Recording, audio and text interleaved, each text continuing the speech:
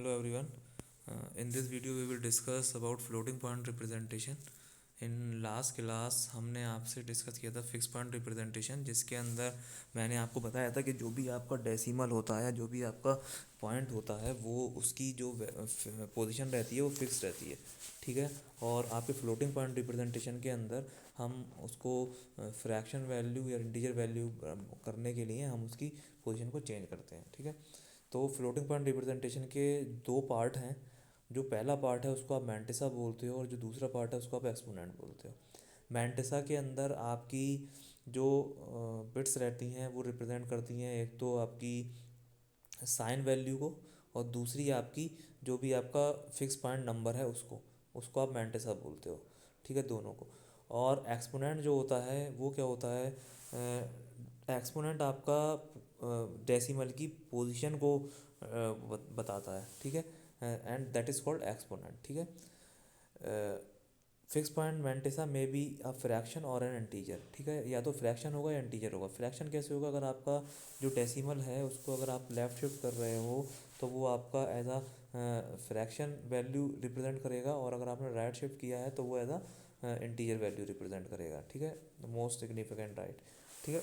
अब मेरे पास एक नंबर दे रखा है +613.32.78। ठीक है ना, जो रिप्रेजेंट कर रहा है आपके फ्लोटिंग पॉइंट को with a fraction and exponent as follows. ठीक है। अब हम फ्लोटिंग पॉइंट रिप्रेजेंटेशन का हमें इसलिए ज़रूरत पड़ती है कि जब हम कभी हमारे पास कोई वैल्यू बहुत लार्ज है, सपोज़ कर लो 5.7 इंटू 10⁻12, तो इसको रिप्रेजेंट करना थोड़ा सा टफ है, क्योंकि नंबर ऑफ़ ज़ीरोज़ के कारण। इसलिए हम क्या करते हैं, हम इसको फ्लोटिंग पॉइंट रिप्रेजेंटेशन में करते हैं। या फिर आपकी वैल्यू बहुत छोटी है तो हम फ्लोटिंग पॉइंट रिप्रेजेंटेशन का के थ्रू उसको रिप्रेजेंट करते हैं। ठीक है।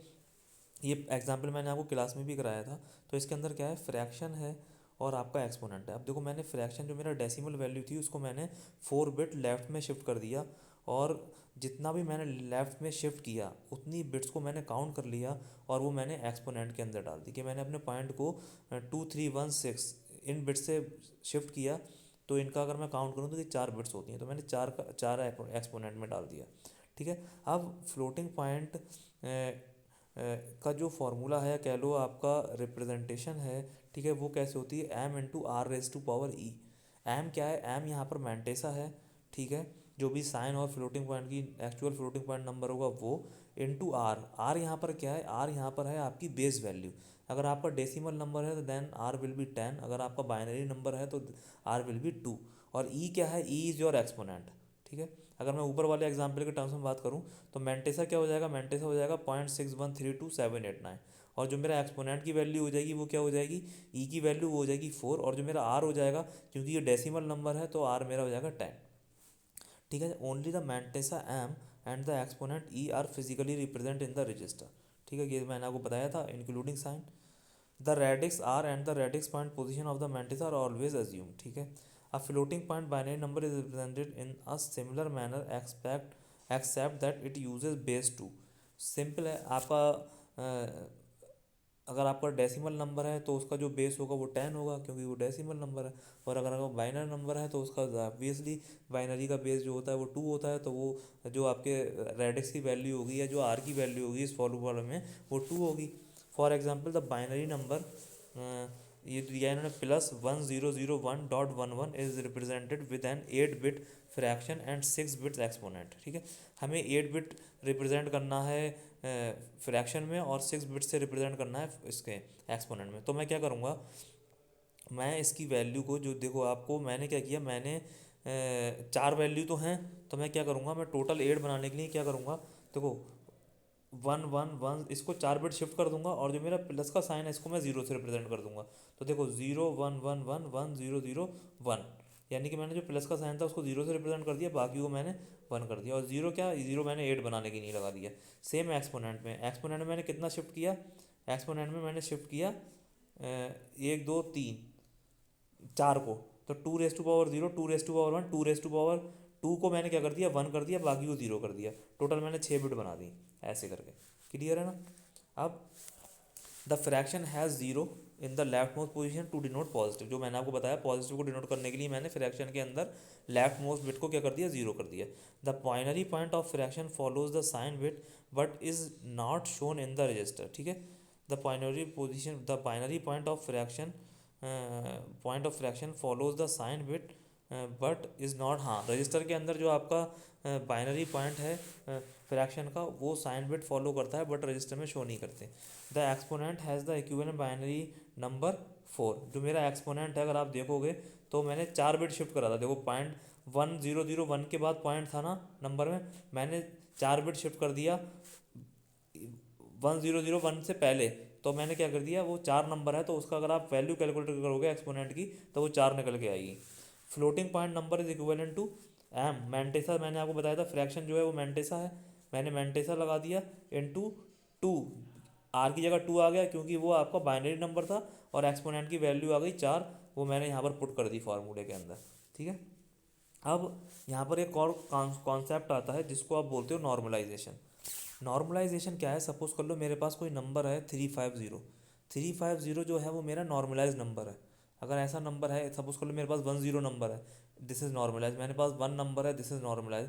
अगर मेरे पास 01 नंबर है तो that is not normalize. Normalize क्या कहता है कि जो भी आपकी लेफ्ट मोस्ट सिग्निफिकेंट बिट होगी that should not be zero in any case. अगर ज़ीरो है, सपोज कर लो आपके पास नंबर है 001 या 007 या 00356 या 003, those all numbers are not normalise.